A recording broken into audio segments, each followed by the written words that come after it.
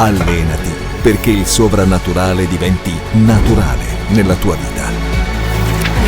Allenati per essere pronto e portare il cielo sulla terra.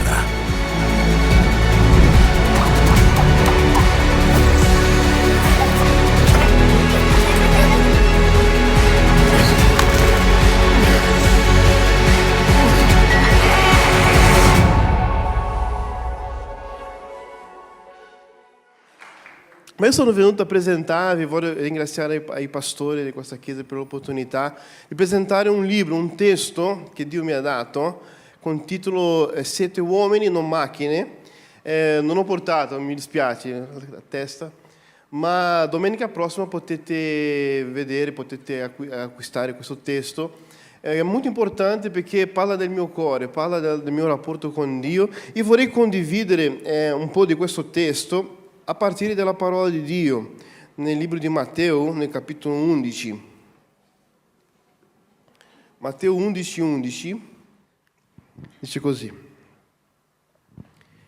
in verità vi dico che fra i nati di donna nessuno è più grande di Giovanni Battista. Però il minimo nel regno dei cieli è più grande di lui. Voglio sottolineare questa prima frase. In verità vi dico che fra i nati di donna nessuno è più grande di Giovanni Battista. Mi piace pensare che se Gesù parlasse di calcio, lui avrebbe detto: fra i nati di donna nessuno è più grande di Maradona o Pelé.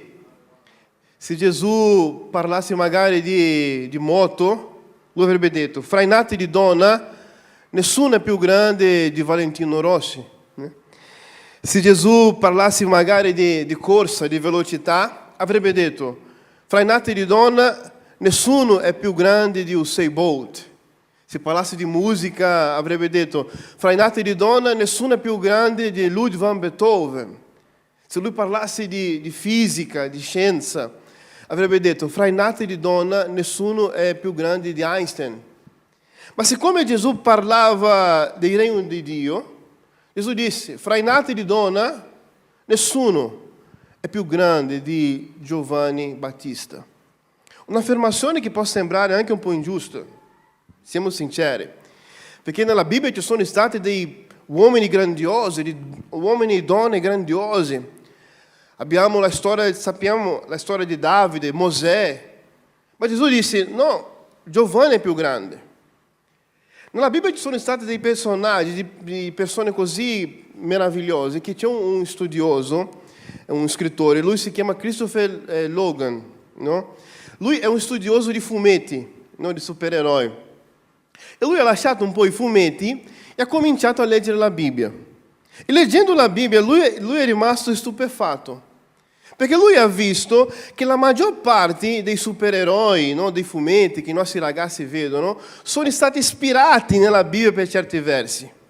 No, ad esempio, oggi i ragazzi rimangono stupefatti con questi supereroi Thor, che lui stende la mano e il martello ritorna nella sua mano. Ma la Bibbia parlava già di Eliseo, che un'ascia cade dentro un fiume, Eliseo stende la mano e l'ascia ritorna alla superficie e Eliseo restituì ai proprietari. Oggi i ragazzi rimangono meravigliati con questo personaggio, con supereroe Flash, che lui corre ad alta velocità, ma la Bibbia parla già di Elia. La Bibbia dice che Elia correva più veloce che i cavalli dei re Acab. Oggi i bambini rimangono impressionati con questi supereroi che hanno una super forza, che riescono a sollevare le cose più pesanti. Ma la Bibbia parla di Sansone, un uomo che era così forte che lui ha buttato giù una struttura, un tempio con la forza delle sue braccia. Sansone. Ci sono oggi tante serie TV con questi personaggi, no, che hanno una sorta di premonizione, che vedono le cose prima che accadono. Ma la Bibbia parla di Daniele. Daniele è un uomo che ha visto cose del futuro. Mi ricordo che c'era un film che si chiamava Jump, no? Che era questo ragazzo che lui si trovava in un posto, all'improvviso lui era trasportato istantaneamente in un altro posto. Istantaneamente. Ma la Bibbia parla di Filippo. Filippo, dopo aver battezzato l'eunuco, quando l'eunuco esce dall'acqua, Filippo non c'era più. E Filippo si ritrova in una città a circa 40 chilometri di distanza dal luogo di battesimo. Quindi nella Bibbia ci sono stati dei uomini che hanno provato il sovrannaturale. E Gesù dice, ma il più grande è Giovanni Battista. Strano perché per ciò che sappiamo noi, che conosciamo della Bibbia, Giovanni non ha fatto un grande miracolo, non ha fatto dei segni miracolosi, eppure Gesù dice, fra i nati di donna, nessuno è più grande di Giovanni Battista. Chi era Giovanni Battista? Chi era questo uomo? In Matteo capitolo 3 c'è una sorta di, come se fosse oggi un social, il pastore ha detto qua, no? Le pagine, è un Instagram di Giovanni Battista. C'è là una bella foto di profilo e una descrizione di chi era questo uomo che Gesù disse che era l'uomo più grande che ha messo i piedi sulla terra. Matteo capitolo 3. Vogliamo aprire insieme? Guarda cosa dice. Leggere Matteo capitolo 3 è come vedere una pagina di Facebook di Giovanni Battista. Vediamo. Versetto 1 dice così. In quel giorno comparve Giovanni Battista predicando nel deserto. La prima cosa che ci dà è la posizione geografica. Giovanni predicava nel deserto. E qua c'è una cosa strana. Perché Giovanni non dovrebbe essere nel deserto. Giovanni era figlio di Zaccaria e Elisabetta, entrambi appartenenti alla tribù di Levi. Zaccaria addirittura era il sommo sacerdote, è stato lui uno dei sommo sacerdoti in Israele. Serviva nel Tempio. Quindi, per la logica biblica, per la tradizione biblica, anche Giovanni Battista dovrebbe seguire le orme del suo padre. Invece Giovanni riceve questa chiamata a lasciare la tradizione e andare a predicare nel deserto. Giovanni si ritira nel deserto. E questo ritiro non era solo fisico, ma era anche qualcosa di spirituale. Perché noi stiamo parlando di un periodo dove le istituzioni religiose erano corrotte. I sadducei, l'elite sacerdotale in Israele erano ormai venduti a interessi politici dei romani. E allora Giovanni cerca un sentiero più veritiero e si ritira nel deserto. Si suppone che Giovanni trova rifugio presso a una comunità che si chiamava gli Esseni. Anche se non vengono menzionati nel testo biblico, era una comunità presente dentro del contesto del Nuovo Testamento. E lì per un po' Giovanni trova rifugio presso questa comunità e grazie a loro oggi abbiamo i testi di Qumran, rotoli del profeta Isaia. È lì nel deserto che Giovanni trova rifugio e comincia a predicare. Ma Matteo non si limita a parlare solo della posizione geografica di Giovanni. Matteo parla anche del suo look. No? Come era vestito, i suoi stili. Vediamo, versetto 4 dice così: Giovanni aveva un vestito di pelo di camelo e una cintura di cuoio intorno ai fianchi. Sembra quasi un selfie, no? Che Matteo sta facendo. Oggi non c'è mia moglie gli hanno dato il titolo di pass selfie, perché a lei piace fare selfie con tutti. E io sono un po' timido per questa cosa di selfie. Mi ricordo l'altra volta lei dice: amore, facciamo un selfie. Ora ho fatto un selfie con lei guarda il cellulare e dice: ah, ma se tu non volevi fare la foto bastava dirmelo, no? Perché io ho quella faccia mia, che sono timido a queste cose. Sei uguale a me, né? Questo è un selfie di Giovanni, perché Giovanni era vestito così, di pelo di camelo. Guarda, lui non era molto fashion, non seguiva la moda. Poi parla della sua dieta. Se tu fossi invitato a mangiare alla casa di Giovanni, lui ti avrebbe servito come piatto principale una bella porzione di cavallette, in settone, e come dessert miele selvatico. Mangiava bene Giovanni, Allora in Gerusalemme tutta la Giudea intorno al paese, intorno al Giordano, si accorrevano a lui, cioè aveva tanto follower, Giovanni, tanti, ed erano battezzati nel fiume Giordano, confessando i loro peccati. Ma vedendo molti farisei, cioè non tutti erano sinceri, c'erano anche gli haters, no? I critici, i farisei e i sadducei venire al suo battesimo, Giovanni diceva: razza di vipere, chi vi ha insegnato a fuggire dall'ira venire? Fate dunque frutti degni di ravvedimento e non pensate dietro di voi: abbiamo per padre Abramo, perché io vi dico che Dio può far sorgere di queste pietre figli di Abramo. La scura è già posta alla radice degli alberi, dunque non fa frutti di ravvedimento sarà tagliato e gettato nel fuoco. Giovanni non aveva un messaggio molto tranquillo, no? Giovanni non era molto diplomatico nel suo messaggio, Giovanni era tosto, era duro, necessario per una conversione, no? Aveva questo messaggio importante per portare conversione e ravvedimento al cuore delle persone. E Giovanni battezzava le persone. Un giorno, Giovanni battezzando le persone per il ravvedimento dei peccati, Giovanni guarda davanti, chi è che c'era lì per essere battezzato? Gesù.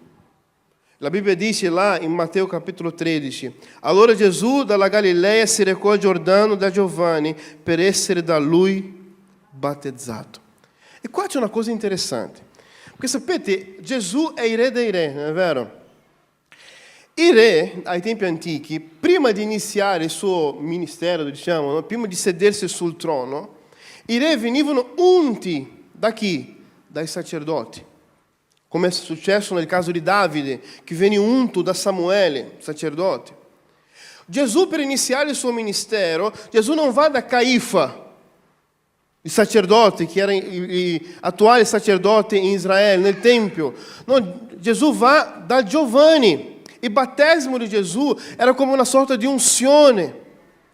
Era anche una denuncia, dicendo: guarda, il vostro sommo sacerdote è vero. La persona che dovrebbe essere il vostro sacerdote è nel deserto. È nel deserto. Giovanni è quest'uomo straordinario che ha battezzato il proprio Cristo, che ha unto Gesù con l'acqua del battesimo. Ma la cosa interessante nella vita di Giovanni è quello che voglio trattare con voi e che io tratto nel libro. La cosa più interessante è che Giovanni, dopo aver denunciato il finto matrimonio di Erode, perché lui aveva questa parola dura, Giovanni venne arrestato.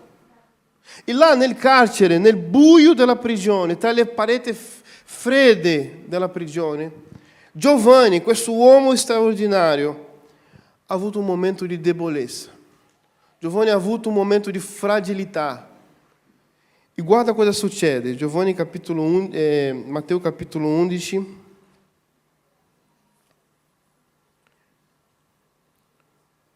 Versetto 2.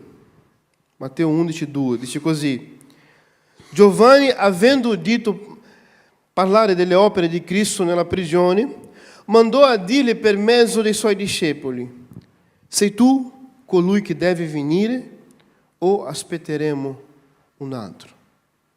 Cioè, questo grande uomo, l'uomo più importante nell'ottica di Cristo che ha messo i piedi sulla terra, ha dubitato. Viene degli amici, dei discepoli a trovarlo in prigione e lui dice: vai là, chiede a Gesù se è lui veramente o dobbiamo aspettare qualcun altro. Ma Giovanni, ma tu, l'altra volta, tu hai visto Gesù e hai detto: ecco l'agnello di Dio che toglie il peccato del mondo. Tu, Giovanni, hai detto: conviene che io mi abbasso perché lui si innalzi. E adesso tu dici: vai a vedere se è lui veramente.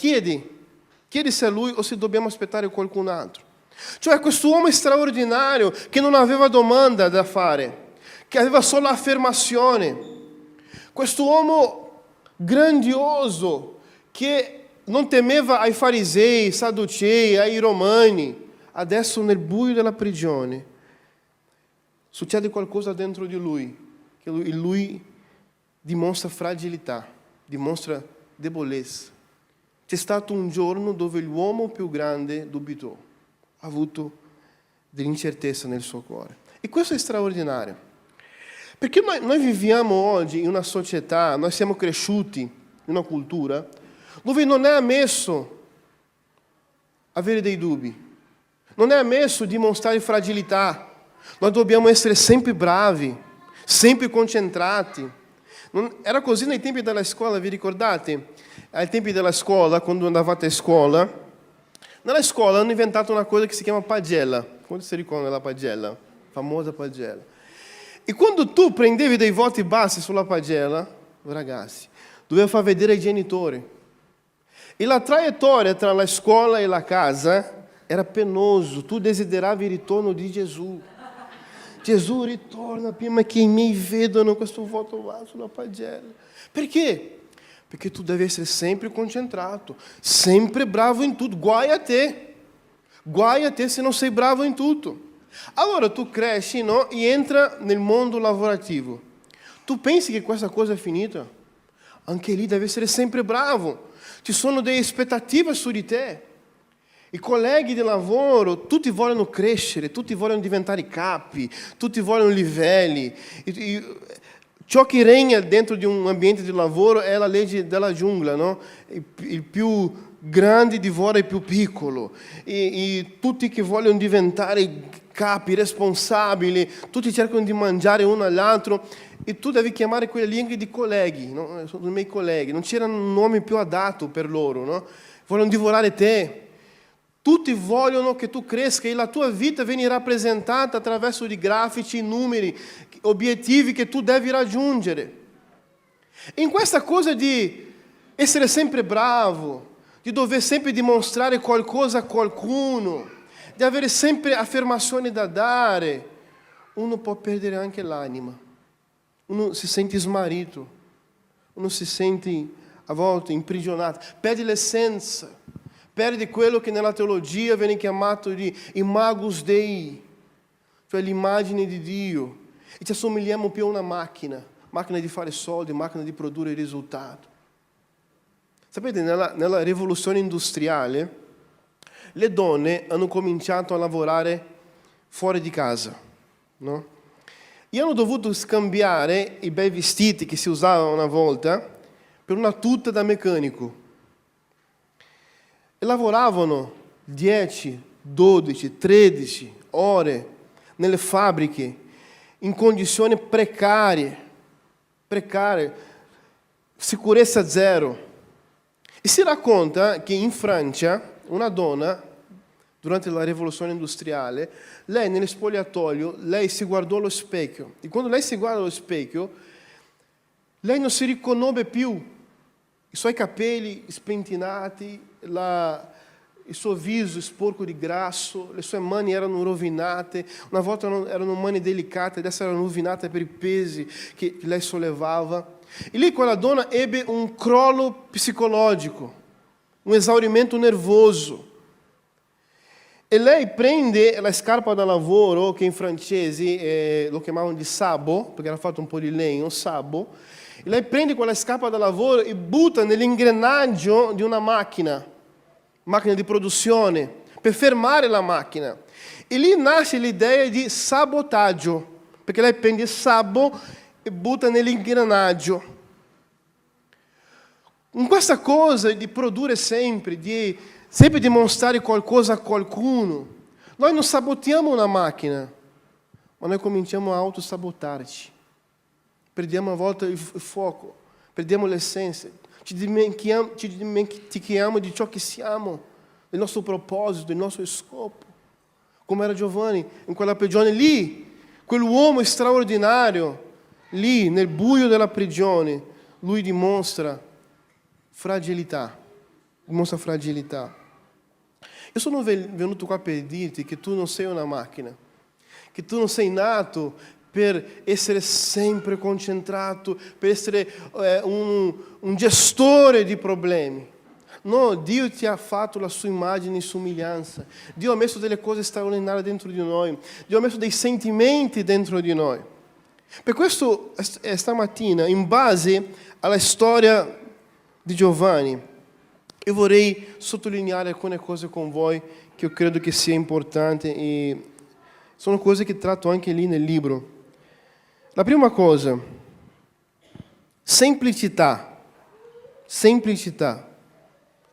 Dobbiamo imparare a dare un'opportunità alla semplicità. Ai tempi di Gesù e di Giovanni, il fuoco delle persone era nel grande tempio, era lì quella grande struttura fatta da Erode il Grande.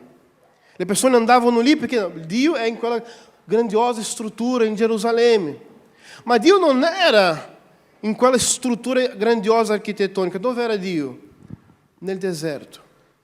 Dio urlava nel deserto, nella semplicità del deserto.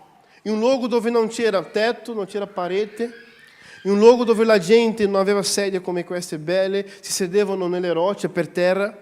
Lì, nella semplicità, Dio stava urlando. Invece la gente, il foco delle persone spesso era quella grande opera architettonica di Erode. Dai un'opportunità alle cose semplici. Spesso noi puntiamo sempre in alto. Quando farò quel viaggio là alla Disney, allora sì sarò una persona felice. Quando guiderò quella macchina, allora sì sarò una persona soddisfatta. Quando comprerò un giorno quella casa là sulla spiaggia, allora sì sarò una persona veramente realizzata. Quando andrò in quella mega conferenza, allora sì Dio parlerà con me. No. Dio si rivela anche nelle cose semplici, nel vento del deserto, nella passeggiata silenziosa nel parco, nel sorriso del nipotino, nell'abbraccio dell'amico, nel tramonto, nel caffè con la persona che ami. Dio si rivela anche attraverso delle cose semplici. Le cose semplici possono essere per noi una grande rivelazione di Dio. È il tuo figlio che dice: gioca con me papà, gioca con me papà. È la tua figlia che in una giornata dove tutto va di corsa, lei guarda e dice: mamma ti amo. E è lo Spirito Santo che sta dicendo che sei amata, che sei apprezzata, che Lui si prende cura di te. Nelle cose Dio si rivela anche attraverso delle cose semplici. Dai un'opportunità alle cose semplici. Il messaggio del Vangelo è un messaggio anche della semplicità.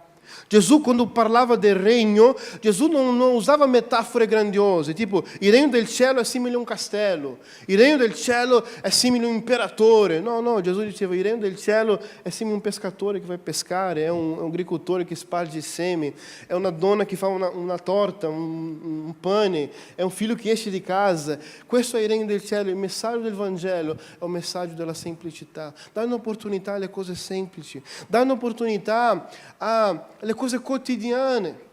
È interessante che la proposta della nostra Chiesa è questa, no? Di portare il sovrannaturale nel naturale, nella quotidianità. Io non devo stare alla ricerca del sovrannaturale.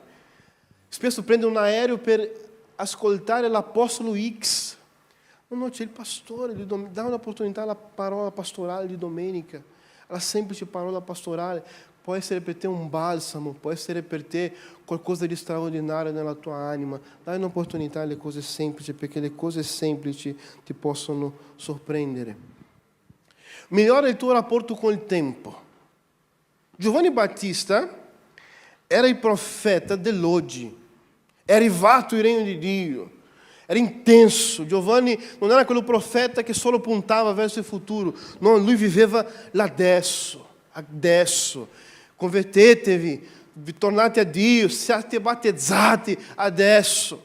Giovanni è il profeta dell'oggi. Dai un'opportunità alla giornata di oggi. Oggi è il giorno che Dio vuole rivelarci a te.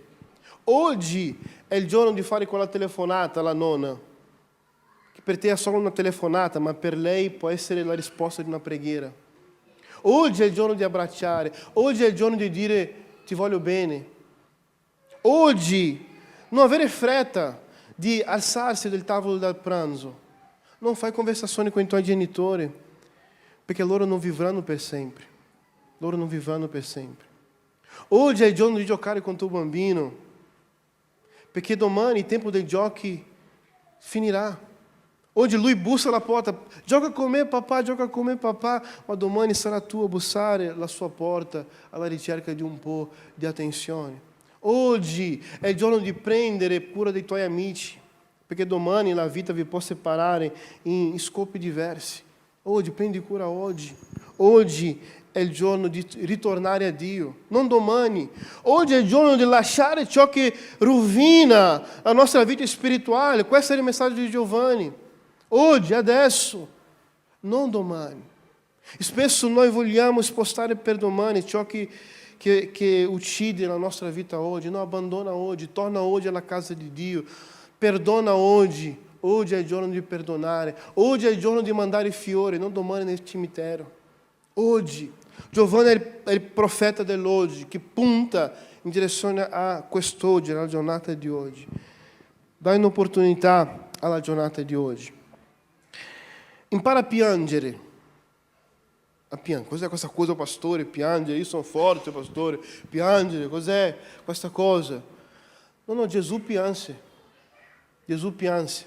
Quando Gesù riceve la notizia della morte di Lazzaro, Gesù non apre un spumante. Intanto lo risuscito, no? Celebriamo. No, Gesù pianse. Perché? Perché quando si perde un amico, si piange. La Bibbia dice che c'è tempo per ogni cosa. C'è tempo di pace e c'è tempo di guerra. C'è tempo di festa, ma c'è tempo anche di fare cordoglio. C'è tempo di piangere. Il tuo momento è duro e tu falsifica, no? Cerca di falsificare una finta felicità, una finta allegria. No, il nostro Salvatore pianse. Il messaggio del Vangelo è un messaggio che contempla il pianto. Gesù disse che beati sono coloro che piangono, perché questi verranno consolati.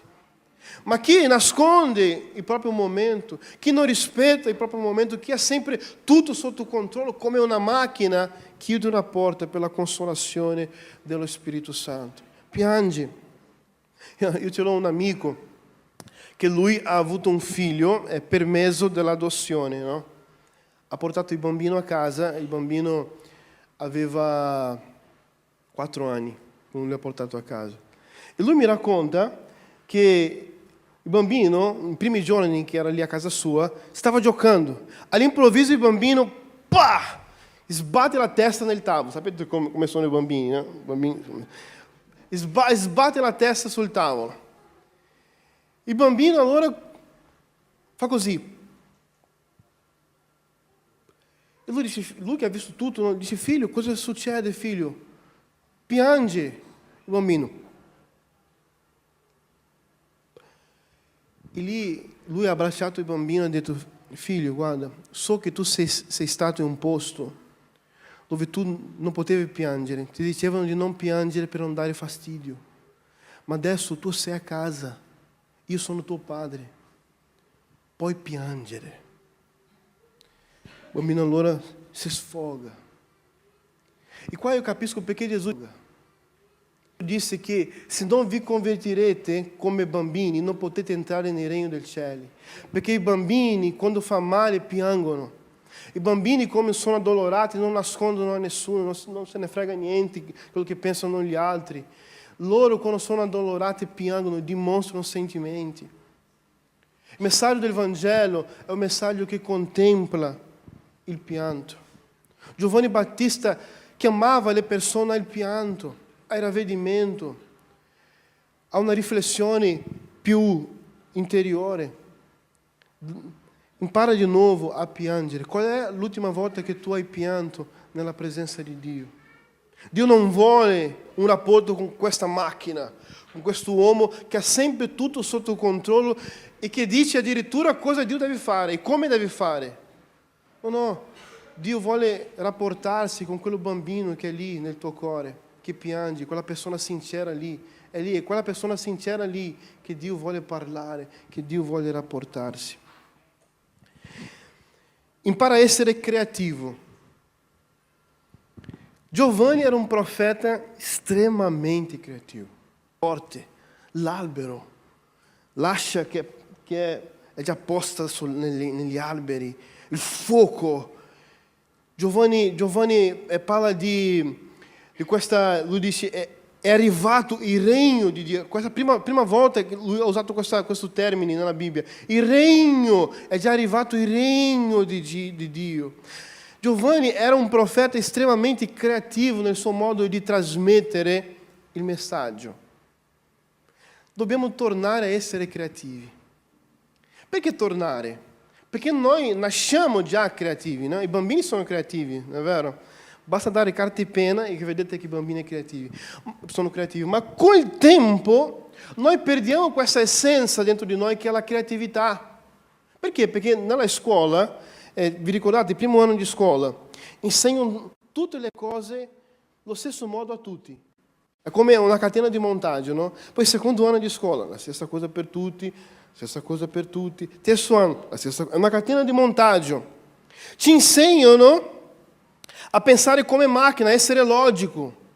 Non possiamo dare risposte creative, no? Non è ammesso. Solo risposta logica. Tipo, vediamo chi è bravo in matematica, no? Sappiamo che 2 più 2 è 4, è vero? Ma se io dico, se un muratore ci mette un mese per fare un capannone, un mese ci mette. 2 muratori quanto ci metterà? 15 giorni, non è vero? È la risposta logica. Se uno ci mette un mese, 2, 15 giorni. Ma si potrebbe rispondere anche in modo creativo, no? Ci metterà 2 mesi. Perché? Perché si mette a chiacchierare e sicuramente ci metterà molto più tempo. Ma non si può. Risposte creative non si può dare. Dobbiamo pensare come macchine. E oggi la macchina diventa intelligente, è diventata intelligente. E noi abbiamo paura di perdere il posto di lavoro. Ma è arrivato il momento che noi dobbiamo entrare in contatto con questa parte divina che Dio ha soffiato nel nostro cuore, che è la creatività. Dio è un Dio creatore, e è un Dio creativo, straordinario. E Giovanni usava della creatività per annunciare il messaggio e per adempiere il proposito di Dio nella sua vita.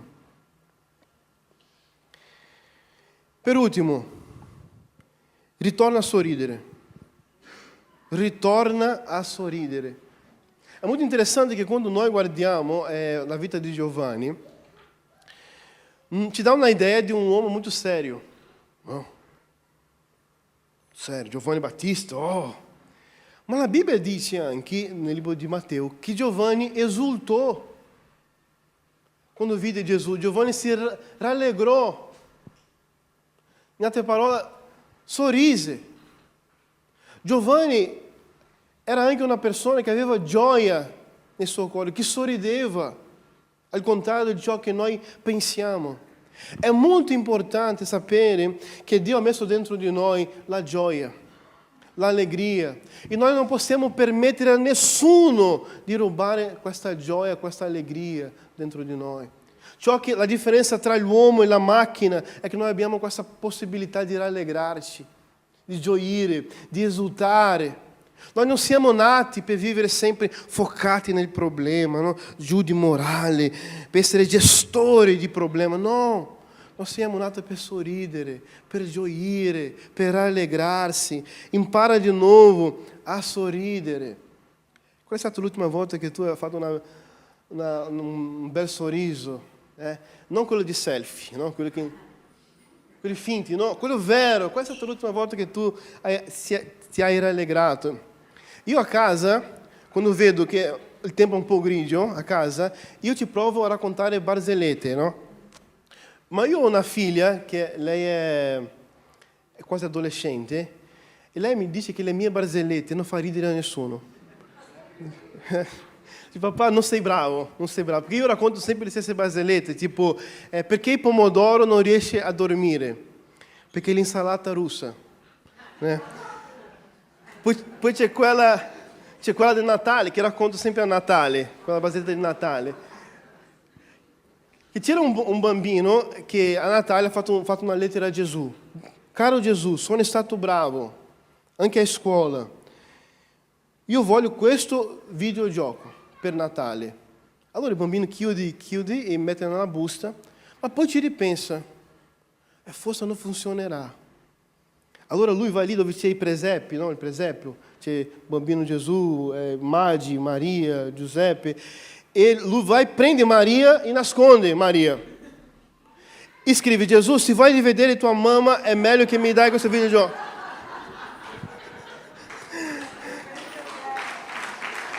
Qua funziona.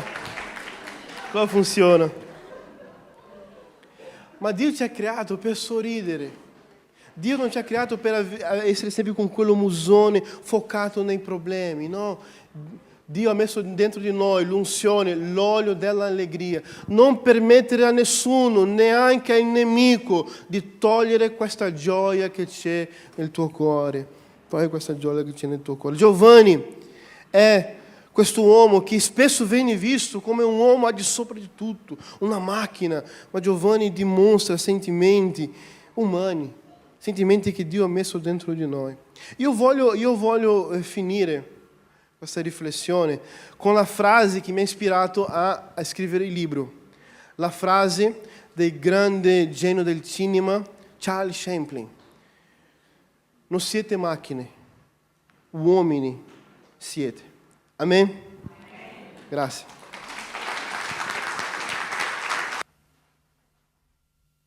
E facciamo una preghiera, ci mettiamo in piedi.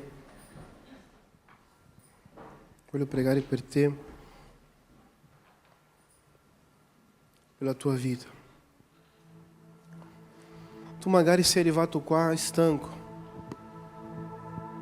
di tutti questi occhi puntati su di te,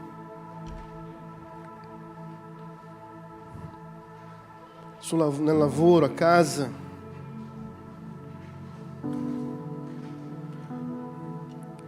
Questo fardello diventa la camminata diventa molto più pesante. E Dio oggi vuole togliere questo fardello. Dio vuole che tu sia te stesso. Sorrida, che tu vivi la vita più bella che tu possa vivere. Dio vuole che tu possa stamattina iniziare un nuovo capitolo nel libro della tua esistenza, dove tu camminerai più leggero, dove tu sorriderai, dove tu vivrai com intensità. Vedrai Dio nella semplicità, abbracciando le persone, con il caffè, nel tramonto. Sarà un'epifania di Dio, sovrannaturale nel tuo quotidiano, nel tuo naturale. Ma perché ciò avvenga, dobbiamo svuotarci. Oggi Dio, come un padre, sta dicendo a tutti quelli che sono entrati qua: puoi piangere, puoi piangere.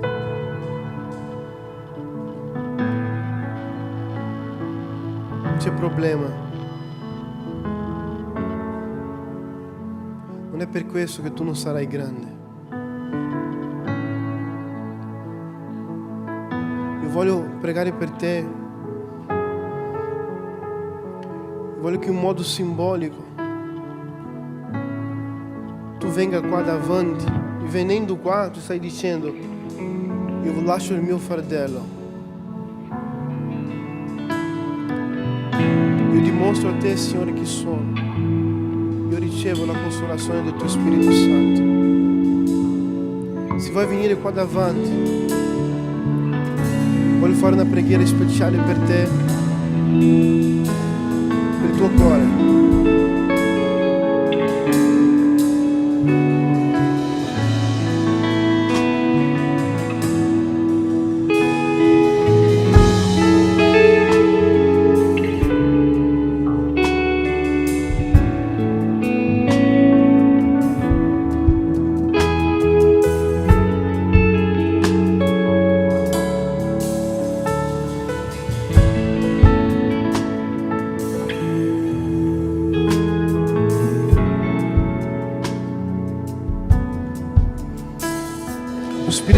Spirito mi sta mostrando che c'è una persona qua che ha sentito, ma il proprio padre: ah, tu non ce la farai, tu non combinerai niente nella vita. E oggi la tua vita è, tu vivi solo per dimostrare che tu ce la fai. Tu vivi solo per dimostrare a lui che tu puoi farcela. Oggi Dio sta dicendo: no, no, io so chi è. Oggi Dio sta dicendo a te: no, no, questa non è la motivazione giusta. Figlio mio, io ti amo così come sei. Così come sei, vivi la tua vita senza questo peso. Io so già che sei, conosco le tue opere, so chi sei, non c'è bisogno di dimostrare più niente a nessuno. Io ti amo così come tu sei. Lascia questo peso a me, io sono il tuo padre, io ti abbraccio, io credo in te, io mi fido di te.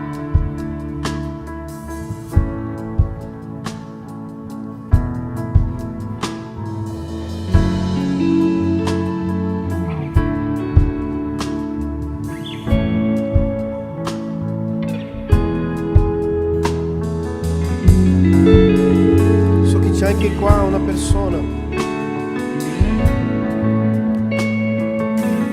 che ha dei problemi nel campo lavorativo. Purtroppo un superiore ti ha umiliato, ha detto che tu non sei bravo. Questa cosa è entrata dentro di te. Tu hai smesso di credere in te stesso, nella tua capacità.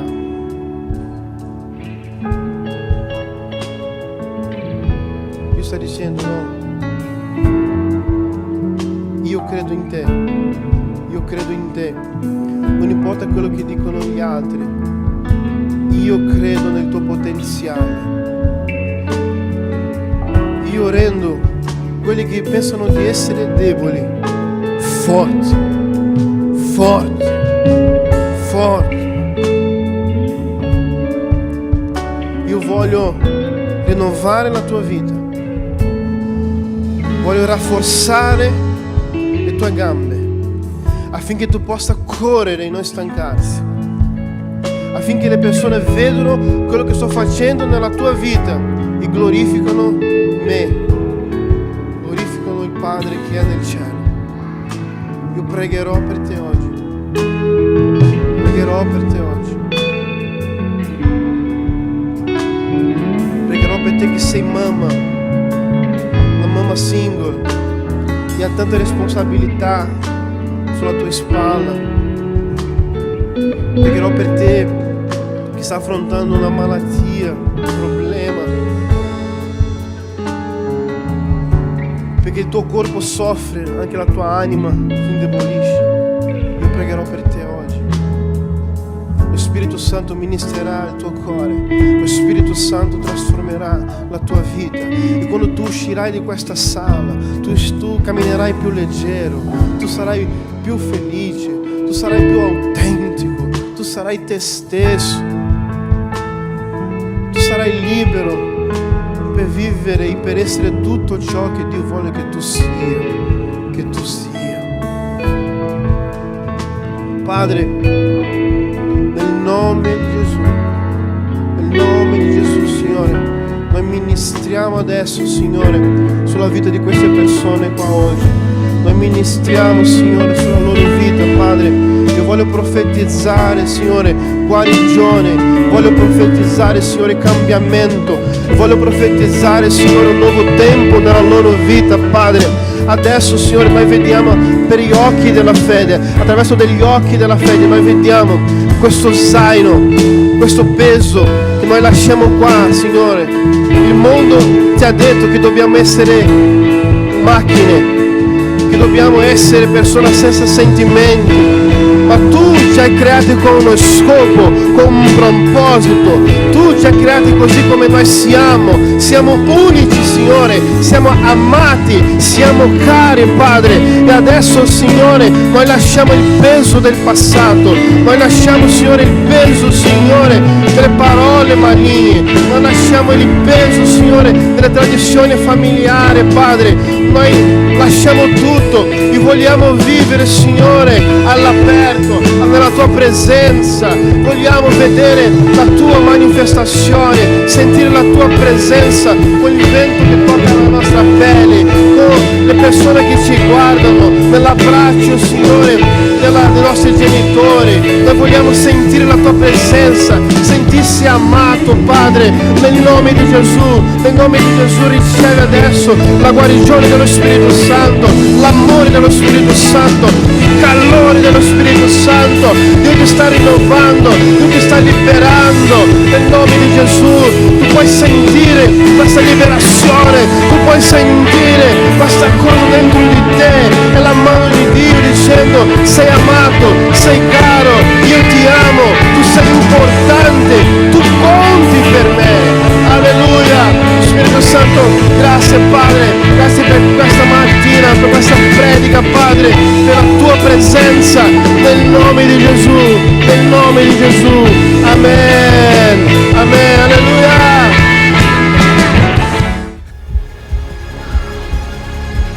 Allenati perché il sovrannaturale diventi naturale nella tua vita. Allenati per essere pronto e portare il cielo sulla terra.